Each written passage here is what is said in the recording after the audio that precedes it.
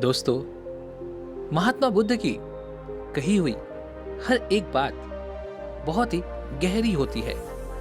उसका हमारे जीवन पर बहुत गहरा असर होता है। उनकी हर एक बात के पीछे एक गहरा रहस्य छिपा होता है। अगर हम उनकी बातों को ध्यान से समझें, बारीकी से देखने की कोशिश करें, तो उनकी सारी बातें मौलिक और वैज्ञानिक होती है। यदि हम आज के जीवन की बात करें, तो आजकल हमारा जीवन इतना अस्त व्यस्त हो चुका है कि हम इसे सवार ही नहीं पाते। और हम में से अधिकांश लोग अपने इस जीवन के कुछ ऐसे भंवर में फंसे हुए हैं जहां से उनका निकलना भी लगभग नामुमकिन हो जाता है। अगर हम महात्मा बुद्ध की बातों का अनुसरण कर लें, उन्हें अपने जीवन में उतार लें, तो हमारा ये जीवन सफल हो सकता है। हम सभी मिलकर इस जीवन को सही ढंग से जी सकते हैं, समझ सकते हैं। महात्मा बुद्ध कहते हैं कि हमें अपने जीवन को जटिल नहीं बल्कि सरल बनाना चाहिए। अपने जीवन को हमें सरल तौर पर जीना चाहिए। लेकिन हम किसी भी चीज को साधारण तौर पर नहीं देखते। हम समझते हैं कि हम तो सबसे बड़े ज्ञानी हैं और हम अपनी सीधी सी बातों को भी घुमा फिरा कर सोचने और समझने की आदत में लग जाते हैं। हम किसी भी कार्य को सीधे तौर पर करना पसंद नहीं करते, जिस कारण हमें ये लगता है कि हम सर्वश्रेष्ठ हैं और हमसे बेहतर इस कार्य को और कोई नहीं कर सकता। ऐसे अनेकों विकार हमारे भीतर भरे हुए हैं और हम ऐसे ही विकारों के कारण अहंकार में फंस जाते हैं। और आज यदि आप अपने आसपास अपने समाज में देखेंगे, तो आपको ऐसे अधिकांश लोग मिल जाएंगे जो लोग हमेशा अहंकार में डूबे हुए रहते हैं, क्योंकि वे बिना अहंकार के जी ही नहीं सकते। फिर चाहे उनके पास कुछ हो या ना हो, लेकिन उनका अहंकार उनके साथ हमेशा होता है। किसी को अपने ज्ञान पर अहंकार है, किसी को धन पर अहंकार है, किसी को अपने शक्ति का अहंकार है, क्योंकि हर कोई अहंकार में डूबा हुआ है। जिसके पास सब कुछ है उसे भी अहंकार है, और जिसके पास कुछ नहीं उसे भी अहंकार कम नहीं है। और यही अहंकार हमें सत्य की ओर जाने से रोकता है, हमें सरल जीवन जीने से रोकता है, जिस कारण हम सही मार्ग पर पहुंच नहीं पाते और वह मार्ग हमें कभी दिखाई भी नहीं पड़ता। इसी कारण हम कभी भी अपने लक्ष्य तक पहुंच नहीं पाते, क्योंकि हम हमेशा अपने अहंकार के कारण अपने लक्ष्य के मार्ग से भटक जाते हैं। ऐसा ही अहंकार एक महान बौद्ध भिक्षु के अंदर भी था। वह बहुत ही विशिष्ट थे। वह बौद्ध भिक्षु हर ग्रंथ का एक एक सूत्र गहन तौर पर अध्ययन कर चुके थे। उन बौद्ध भिक्षु ने उन ग्रंथों के हर एक सूत्र को बड़ी ही बारीकी से समझ लिया था, उनका अध्ययन कर लिया था। और वह ऐसा समय था जब हमें पुस्तकें नहीं मिल पाती थी। तब ऐसी कीमती पुस्तकों की केवल एक ही प्रतियां होती थी, और वह बौद्ध भिक्षु हर एक सूत्र की पुस्तकें अपने पीठ पर लादे हुए इधर उधर घूमा करते थे। वह सभी को यह बता देना चाहते थे कि उनके पास हर एक सूत्र का ज्ञान है, हर एक सूत्र की पुस्तक उनके पास है, जिसको उन्होंने गहन तौर पर अध्ययन किया है, उन्हें बारीकी से समझा है। और अब वे हर एक प्रश्न का उत्तर दे सकते हैं। वे अपने आप को यह समझते थे कि वह हर एक समस्या का समाधान कर सकते हैं। और अब वह एक बहुत बड़े ज्ञानी हैं। इसी प्रकार धीरे धीरे ये बातें फैलती चली गईं। उनकी ख्याति चारों दिशाओं में फैलने लगी। सभी को यह पता चल चुका था कि वह बौद्ध भिक्षु सबसे ज्ञानी है। उन्होंने हर एक सूत्र को गहन तौर पर अध्ययन किया है, उन्हें बारीकी से समझा है और वे हर एक प्रश्न का उत्तर जानते हैं। वह एक महान ज्ञाता है। जब यह बातें लोगों तक फैल गईं, तो वहां के आसपास के सभी लोग, सन्यासी, धनी, सामान्य नागरिक और अन्य कई सारे ऐसे लोग जिन्हें उन सूत्रों के बारे में जानना था जो काफी जटिल थे, जब वे उनके पास आते तो वह बौद्ध भिक्षु उन्हें अत्यधिक सरल भाषा में उन्हें समझा देते थे, जिस कारण उन बौद्ध भिक्षु को एक और अहंकार हो गया था कि वे जिस तरह से जितनी सरल भाषा में इन सूत्रों को दूसरों को समझा पाते हैं, वैसा उनके अलावा और कोई नहीं कर सकता। जो समझ उनके पास है, वैसी समझ किसी और के पास नहीं। एक दिन वह महान बौद्ध भिक्षु एक दूसरे राज्य की यात्रा पर थे और उनका मार्ग पर्वतीय इलाकों से होकर गुजर रहा था, जिस पर वो लगातार आगे बढ़ते जा रहे थे। आगे बढ़ते बढ़ते वह काफी दूर निकल आए थे, लेकिन उनके पास खाने के लिए कुछ नहीं था। अब उनको जोरों की भूख लग चुकी थी। जैसे तैसे उन्होंने थोड़ा दूर और का सफर तय किया। उसके बाद उन्हें रास्ते में एक बूढ़ा आदमी नजर आया। वह बूढ़ा आदमी वहां पर खाना बेचने का काम किया करता था, पर समस्या यह थी कि उन बौद्ध भिक्षु के पास खाना खरीदने के लिए अब पैसे नहीं थे। काफी देर सोच विचार करने के बाद वह बौद्ध भिक्षु उस बूढ़े आदमी के पास पहुंचे और उनसे कहने लगे, हे मान्यवर, मेरी पीठ पर जो पुस्तकें मैंने रखी हुई है, इसके अंदर सूत्रों का भंडार है। इसमें हर समस्या का समाधान है। आपके हर एक प्रश्न का उत्तर इन पुस्तकों के अंदर है। यदि आप मुझे थोड़ा सा भोजन दे दें, तो मैं इस पुस्तक से आपको एक ऐसी ज्ञान की बात बताऊंगा जिससे आपका जीवन बदल जाएगा, आपका भला होगा। लेकिन वह यह नहीं जानते थे कि जिस बूढ़े आदमी से वह बात कर रहे हैं, वह उन सूत्रों का अध्ययन पहले ही कर चुका है।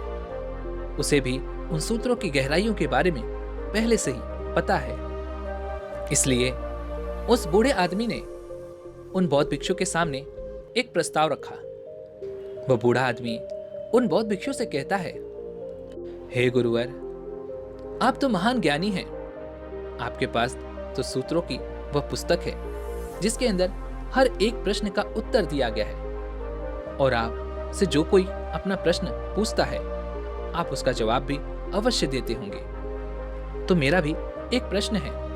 यदि आप इसका उत्तर मुझे दे देंगे तो मैं आपको भरपेट खाना जरूर खिलाऊंगा। उन बौद्ध भिक्षु ने उस बूढ़े आदमी की बात मान ली और उस बूढ़े आदमी से कहा, पूछो, तुम्हारा क्या प्रश्न है? मैं तुम्हें उसका उत्तर अवश्य दूंगा, क्योंकि ऐसा कोई प्रश्न नहीं जिसका उत्तर मैं ना दे सकूं। उस बूढ़े आदमी ने बड़ी ही सरलता के साथ उन बौद्ध भिक्षु से कहा, हे गुरुवर, जब आप भोजन करते हैं तो इसे अतीत के मन से खाते हैं या फिर वर्तमान के मन से? और कहीं ऐसा तो नहीं कि आप इसे भविष्य के मन से खाते हैं? आप मुझे ये बताइए कि आप भोजन कैसे खाते हैं? उन बौद्ध भिक्षु ने इस प्रश्न को बड़े ही ध्यानपूर्वक सुना, काफी देर सोचा विचारा, लेकिन उसके बाद भी उन्हें इस प्रश्न का उत्तर नहीं सूझ रहा था। उन्होंने अपने उन सूत्रों की पुस्तक को बाहर निकाला, उसमें काफी देर ढूंढा, लेकिन उसके बाद भी उन्हें कोई मार्ग नजर नहीं आ रहा था। उन्होंने उस पुस्तक के पन्नों को इधर उधर पलटा, लेकिन उसके बाद भी उन्हें कोई उत्तर नहीं मिला। अब उनके अहंकार को ठेस पहुंचने लगी। उन्हें यह समझ नहीं आ रहा था कि आखिर वह इस बूढ़े आदमी के प्रश्न का उत्तर कैसे दें। और जब उन बूढ़े आदमी ने उन बौद्ध भिक्षु को परेशान होता हुआ देखा, तो उन बूढ़े आदमी ने उन बौद्ध भिक्षु से कहा, हे गुरुवर, अत्यधिक परेशान ना हो। अगर आपको इस प्रश्न का उत्तर नहीं सूझ रहा, या फिर इस प्रश्न का उत्तर आपको इन सूत्रों की पुस्तक में नहीं मिल रहा, तो जाने दीजिए, मैं आपको बिना धन के भी पेट भर भोजन करा सकता हूं। पर वह बौद्ध भिक्षु अहंकार में लीन थे, इसलिए उन्होंने कहा, नहीं नहीं, जब तक मैं आपके प्रश्नों का उत्तर नहीं दे देता, तब तक मैं भोजन नहीं करूंगा। इतना कहकर वो फिर से उन पुस्तकों में इस प्रश्न का उत्तर खोजने लगे। खोजते खोजते काफी समय बीत चुका था और धीरे धीरे शाम होने आई। अब वह बूढ़ा आदमी भी अपना सामान समेटकर घर की ओर जाने लगा। यह सब वो बौद्ध भिक्षु वहीं पर देख रहे थे। तभी उन्होंने कहा, हे मान्यवर, आज तक ऐसा कभी नहीं हुआ कि मैंने कभी किसी के प्रश्न का उत्तर नहीं दिया हो, और ऐसा भी आज तक मैंने कभी नहीं देखा कि किसी प्रश्न का उत्तर मुझे इन सूत्रों की पुस्तक में ना मिला हो। यह प्रश्न अत्यधिक पेचीदा है, और भला ये कैसे हो सकता है कि यह प्रश्न और इसके उत्तर मुझे इन सूत्र की पुस्तक में भी नहीं मिल रहे। आज मैं अपने आप को एक अज्ञानी व्यक्ति महसूस कर रहा हूं। क्या मैं अज्ञानी हूं? क्या आज तक जिस ज्ञान पर मुझे अहंकार था, क्या वह ज्ञान झूठा है? वह बूढ़ा आदमी ये सारी बातें ध्यानपूर्वक सुन रहा था। उसने उन बौद्ध भिक्षु से कहा, तुम बड़े मूर्ख हो। सत्य तो सीधा और सरल होता है, लेकिन हम सीधा और सरल कभी सोचना ही नहीं चाहते, उस पर कभी विचार ही नहीं करते, बल्कि हम सीधी चीजों को भी जटिल बनाने में लगे रहते हैं। क्या तुम्हें इतना भी नहीं पता कि भोजन तो हम मुख से करते हैं, लेकिन हम में से अधिकांश लोग अपने ज्ञान के कारण इन सभी सीधी बातों को भी जटिल बना देते हैं। जिन बातों को हम सीधे तौर पर समझ सकते हैं, उन पर विचार कर सकते हैं, उन्हें भी हम जटिल बनाने में लगे रहते हैं, क्योंकि हमें तो ये अहंकार है कि हम सा ज्ञानी और कोई नहीं। और दोस्तों, यही कारण है कि हम अपने सीधे साधे जीवन को जटिल बनाने में लगे रहते हैं, जिस कारण हमारा जीवन मुश्किलों से भर जाता है, दुखों से भर जाता है, जिस कारण हम अपने जीवन को सीधा और सरल तौर पर जी ही नहीं पाते। दोस्तों, महात्मा बुद्ध कहते हैं, अपने जीवन को स्वर्ग बनाओ, सीधा और सरल बनाओ, क्योंकि सीधा और सरल जीवन ही ध्यान और बुद्धि की कुंजी बन सकता है, और यही कुंजी आपको ज्ञान के मार्ग पर भी ले जा सकती है। दोस्तों, एक दिन सुबह सुबह महात्मा बुद्ध अपने भिक्षुओं के सामने सभा में उपस्थित हुए। उनके हाथों में इस बार एक रस्सी थी। यह देखकर सभी भिक्षु चकित थे, क्योंकि आज से पहले उन्होंने महात्मा बुद्ध के हाथों में कभी कुछ नहीं देखा था। पहली बार महात्मा बुद्ध अपने हाथों में कुछ लेकर आए थे। बुद्ध के हाथों में यह रस्सी देखकर सभी शिष्य समझ गए थे कि जरूर इसका कोई बड़ा प्रयोजन है। महात्मा बुद्ध अपने आसन पर बैठ गए और उन्होंने बिना किसी से कुछ कहे उस रस्सी में 5 गांठें लगा दी। यह देखकर सबके मन में यह जिज्ञासा उत्पन्न होने लगी कि आखिर महात्मा बुद्ध आज हमें क्या सिखाने वाले हैं। सभी लोग यह देखकर बड़े ही आतुर थे कि आखिर आज महात्मा बुद्ध हमसे क्या कहेंगे, यह सुनने के लिए सभी बड़े ही ध्यानपूर्वक महात्मा बुद्ध की ओर देख रहे थे। तभी महात्मा बुद्ध ने अपने शिष्यों से कहा, क्या यह वही रस्सी है जो गांठें मारने के पहले थी? इस पर सभी शिष्यों में से बैठे हुए एक शिष्य ने कहा, हे बुद्ध, इसका उत्तर देना थोड़ा सा कठिन है। यदि एक नजर से देखा जाए तो ये अभी भी वही रस्सी है, इसमें अभी तक कोई परिवर्तन नहीं हुआ है।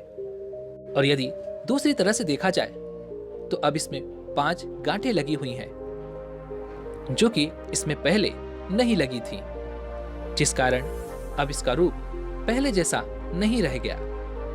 लेकिन जहां तक इसकी मूल प्रकृति का प्रश्न है, यह अभी भी पहले जैसा ही है, अर्थात यह अभी भी एक रस्सी ही है। इसका केवल बाहरी रूप और ढंग बदला है, लेकिन अंदर से यह अभी तक एक रस्सी ही है। यह सुनकर महात्मा बुद्ध मुस्कुराए और अपने उस शिष्य से कहते हैं, तुम बिल्कुल सत्य कहते हो, और अब मैं इन गांठों को खोल देता हूं। यह कहकर महात्मा बुद्ध ने रस्सी के दोनों सिरों को पकड़ा और उन्हें विपरीत दिशा में खींचना शुरू किया। ऐसा करते हुए महात्मा बुद्ध ने अपने शिष्यों से कहा, क्या मैं इस प्रकार से इस रस्सी की गांठें खोल सकता हूं? इस पर उसी शिष्य ने जवाब देते हुए कहा, हे बुद्ध, यदि आप इस रस्सी के दोनों सिरों को विपरीत दिशा में यूं ही खींचते रहेंगे तो यह गांठें अत्यधिक मजबूत हो जाएंगी, सूक्ष्म हो जाएंगी, फिर उन्हें खोलना अत्यधिक मुश्किल हो जाएगा, और यह भी हो सकता है कि हम इन गांठों को फिर कभी खोल ना पाएं। आगे महात्मा बुद्ध ने उसी शिष्य से एक और प्रश्न किया। वे कहने लगे कि यदि मुझे इन गांठों को खोलना है तो मुझे क्या करना होगा? इस पर उस शिष्य ने जवाब देते हुए कहा, हे बुद्ध, यदि हमें इन गांठों को खोलना है तो पहले हमें इन गांठों को गौर से देखना होगा, बारीकी से इन्हें समझना होगा कि ये गांठें किस प्रकार लगाई गई हैं।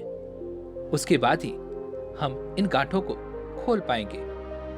यह बात सुनकर महात्मा बुद्ध ने अपने उस शिष्य से कहा, तुम सत्य कहते हो, तुम धन्य हो, क्योंकि यही जानना आवश्यक है, और यही एक मूलभूत प्रश्न भी है।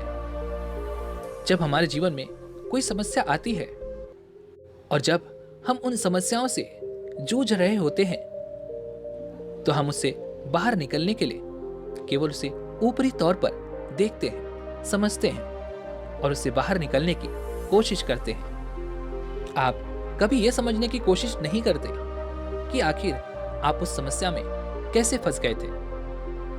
यदि यह बुनियादी और मौलिक परीक्षण नहीं कर पाओगे तो आपके जीवन में आने वाले संकट अत्यधिक बढ़ते चले जाएंगे और आप अपने जीवन में संकटों से घिरते चले जाओगे, दुखों से घिरते चले जाओगे।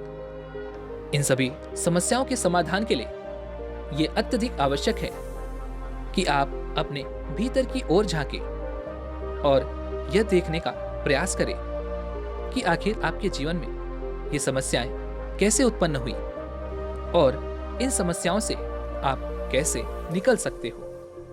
और इसके लिए आपको आपकी मन की गांठों को खोलना होगा और ध्यानपूर्वक यह देखना और समझना होगा कि आखिर ये गांठें कैसे लगी हैं और इन्हें कैसे खोला जा सकता है।